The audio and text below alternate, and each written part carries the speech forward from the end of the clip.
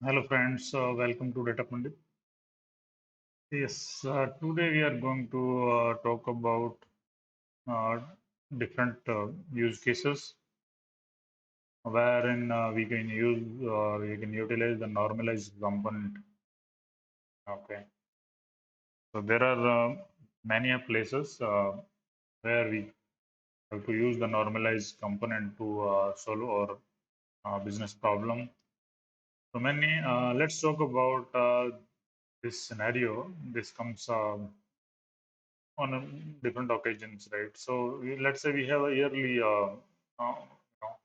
financial data, okay, and the records are something like that. There are some fields. Let's say field one, uh, probably 5 delimited. Let's say maybe field two. Uh, yeah, and there is it's in a yearly data in a sense, and for a particular year they are providing the data like this. So let's say for field one, I mean, let's say account number or probably and some other dimension, let's say. And then there is an year 2021 January, and revenue of January, and February, revenue of February, and similarly until all the 12 months, okay, revenue detail. So if, or probably sometimes what they do is like we get the data like this. This is, I'm talking about the header record of a particular file, or maybe you can call it as a metadata. So let's say this one, and then I have uh, value one, or maybe value two, value three, and similarly, let me say value 12. Okay. So how? Let's talk about the exact record. So let's say field one is account one number ACT one, ACT two, and year 2021, and well one will looks like Jan as a month. Okay, and home value for this particular month, let's say 3400, and Feb value, let's say 4500, right? And for March, let's say MAR and probably 3200. Similarly for everything, okay, maybe December is equal to, okay. So likewise, we are receiving many more records, okay. So I'm talking about the scenario number two. So there could be a, we are going to implement for scenario number two, but it could be, this is much more easier than scenario two, okay, first. So if we have the data like this, maybe for account number two, right? So what is that? That is not account. TR1, okay, let's say transaction or something, or TR2. Okay, and 2020 data I'm just saying, okay. So maybe little more different. Okay. So basically, okay, this could be the data, and what output they are expecting is, let's say field one, yeah, maybe the field one, and FILD field two, and then here they are asking, and they are basically asking for a month, and maybe month one, or maybe amount, month and amount, okay. So for this, there will be 12 record each for this one. Okay. So whenever we have to output, we have the scenario like we have a less input and more output. We would go and think, I mean, about the normalized component. So let's see, I mean, how we are going to implement this. So my input DML for to represent this scenario is like maybe code, maybe string. I can give like this. So FIL field one. Okay, and again the string. I copy and paste over there. And field 3 and then rest of the record rest rest of rex. Okay, my delimiter for this would be x7. Okay, now I'm going to end this. So this would represent my inputs.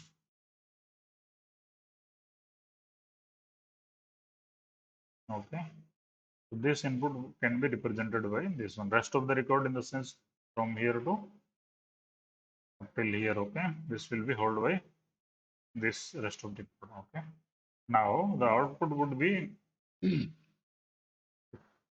this is my input DML.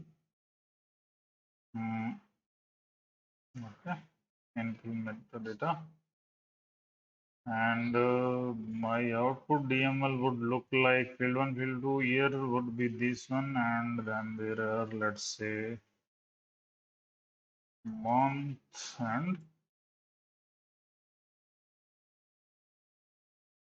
and value for the month. Okay, my delimitation or amount or whatever you want. Okay, asset under management, or let's say whatever. Now, so let's go ahead and try to implement this in normalized component. We are going to use simple normalized component wherein we have a length function and normalize function. Okay, so basically I need to hold this entire line in rest of records as a okay. So let's go ahead and implement it. So what I'm going to do is in the normalized component. So let me declare one type first to represent this. I want to represent. I want to make it in a that I want two fields to hold this and this amount separately. Okay. So let me make some type declaration, and I give it a name as some vector. Okay, so my type is it's making it as record. Okay, so I'm taking it as a string. String is convertible to decimal, right? So let's say month I have taken, and then again one more string wherein I have, let's say, month and what value or amount or whatever. Okay, so that is going to end. Okay, so this is my record, which so I'm going to declare one vector which will be holding everything, okay, from all the 12 element separately, and my each element would be like this. So this element I would be using to assign my output. Okay, so I'm using. I got the idea from here. Okay, so maybe I can call it as okay. So to fulfill this, I have declared this. Okay, now let's go and declare it. So let's declare integer I and initialize it with 0. So these are global actually. So from here, this my normalized component coding has started. Okay.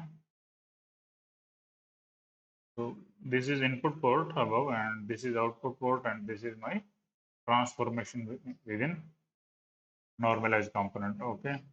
Now, what we are going to do is we have to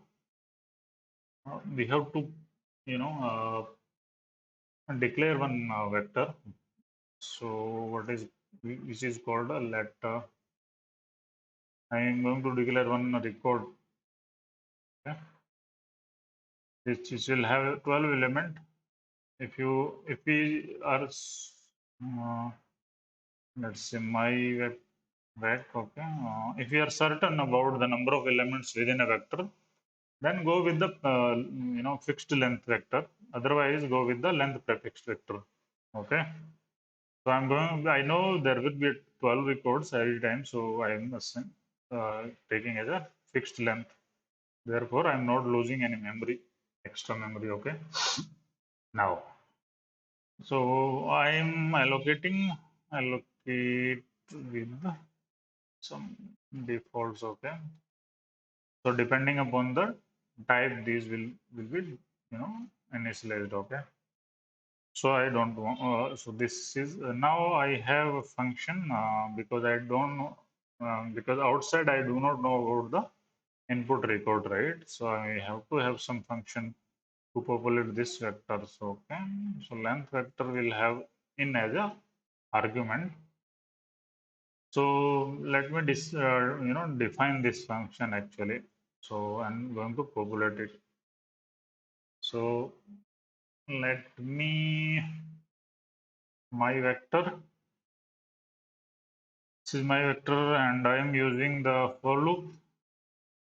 For loop for populating this for loop starting from I.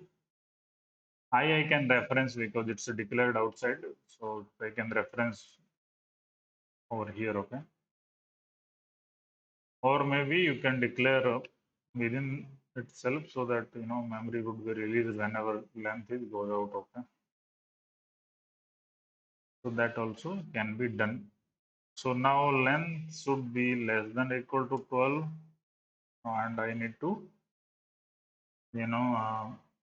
I need to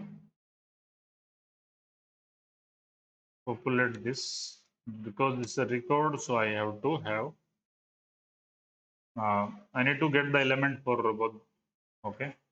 So first element is month, so I need to get the month from my input data. So input data is enough what enough rest of records. Okay. What is there in enough rest of record? This everything. What I need to do, I need to get this. So in a for loop. So within a for loop, if my I is 0, then I need to get Zen. Okay. And for month, I need to get Zen. And for ohm value, I need to get 3400. Okay. So let's go ahead and see. So while looking at this string, it looks like then I need to use the string split. So I would use the string split based on a pipe delimitation first, and then again string split. This will be a delimited as a equal to sign. Okay. So there would be a two string split here. So let me use that string split. What it returns? It returns a vector. Okay. String split. So what is that? In dot rest of brick and split by what? 5. Okay. After split. Oh, sorry. After split, what is one? So my string split has been done. Then I need to take the which element? Ith element. Okay. Now again I need to use the string split.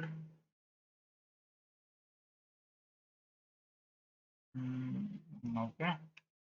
Be careful with your this one. I need to comma and then my split is equal to sign, and then there are only two elements 0 and 1, so I will take a 0. So here it is I to traverse from 1 to 12, and this is for 1 and 2 because this would become my month. Okay, this will For I, if I is equal to 0, this will return then. Okay. Now again, I need to get the amount. Okay, AUM. So I will just copy paste. Let me scroll a little right for you to see. Now I would use Control C. I would just use the again copy. What I need to amend? I would take a element number 1. Okay. And this I have started with record because this would I need to close that. Okay. So my string split function has been closed, and this is also record is also closed. Okay. Isn't it? Yes. Yes. Yeah. My record is also closed. So what is happening is, I mean, it will traverse from 1 to 12. Okay. And it is going to be populated. This vector is going to be populated now. Because this vector is global, we have declared it outside. Okay. So this will can be referenced in the where another function as well. Okay. Now go to normalize. Normalize will take the two parameters, input parameter and index. Okay, that we know, and then there is a begin, and we have to start it and end it. Now we have to do the assignments. Then what is the assignment? Field 1, right? Field 1 is equal to in dot f field 1. Yes. Okay. Take care about the spelling and all. I am not taking care of spelling, so please do the. Then have field 2. What is that field 2? These are the whatever field you have actually. So basically we have taken three. Year is equal to in1 dot year. Okay. Now you will have to assign your actual thing. How dot month you have to assign, right? So how do you assign it?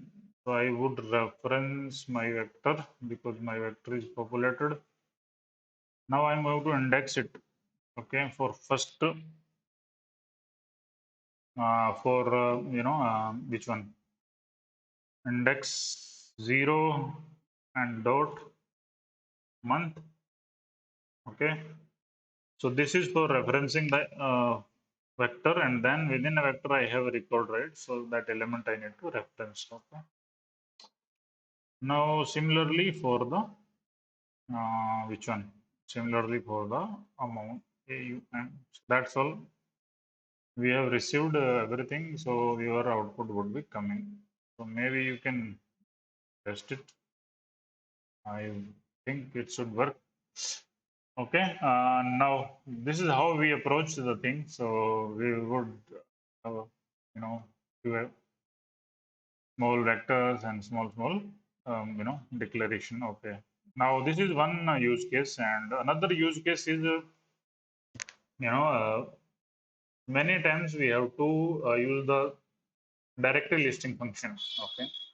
So directory listing is to list the directories or list the files. Okay, which are placed in some of the directories. So what is happening is, I mean, what we have, I have let me talk about the scenario. So there are many files, let's say in Hadoop system or maybe in S3 bucket of AWS, okay, or any GCP storage or Azure storage, blob storage or whatever, or maybe probably some Unix location, Windows location, okay. And anywhere, if we have many more files placed and we want to list the files, specific files depending upon pattern, and I need to process those specific file one by one using read multiple file components or some other some other components. Okay, so I need to the directory listing would give me the list of the file. Okay, so how this will work is maybe we will have, within the reformat or maybe within normalize. No? So normally we use the normalized components because from one record we need to create multiple records, right? So we use the normalized component over here. So how we are doing directory listing will have a directory listing type as a written. It's a kind of vector. So directory listing type, and it will give you, let's say file vector, maybe file vector, and how it happens is, so you will have a directory listing function. You need to provide this is directory listing function, and you need to provide the directory path. Directory path. Maybe you can declare this as an input parameter in your graph. Then you need to give the pattern, maybe star.csv or something, or you can give the regular expression as well. Okay. If you have to list only the CSV file or JSON files or Parquet files or whichever files you want to list out, okay, then you can also give the type of item types, right? It could be a directory as well, okay. This can be item types, file. So there could be a different type of items directory files, okay. So this would give you the listing of all the CSV file placed at the directory path, okay, and all the CSV files. Okay, then in the length function, what we can do is, maybe you can declare this as a, globally, and in the length function, within length function, how do you returning this one is. So I think one thing we have forgot in the length function, right? So we have done this much. We have done this much, but we need to return the length, right? So length of length of what? Length of my way. There, this is the only region where I have done this exercise. Okay, get the length of it. It's 12 only, but still, if we have, you know, if we have scenarios where we don't have proper length, and we have to prepare the vector and then decide the length of the number of records which you are producing out of one record in the normalized. So now, so here also we have to give the output for length function, right? So I need to give the length of this vector, which one? Directory listing type. And so within normalize, what we can do is out dot file name is equal to what? Is equal to directory listing type. Maybe we can string concatenate, string concat, and the directory path. Okay,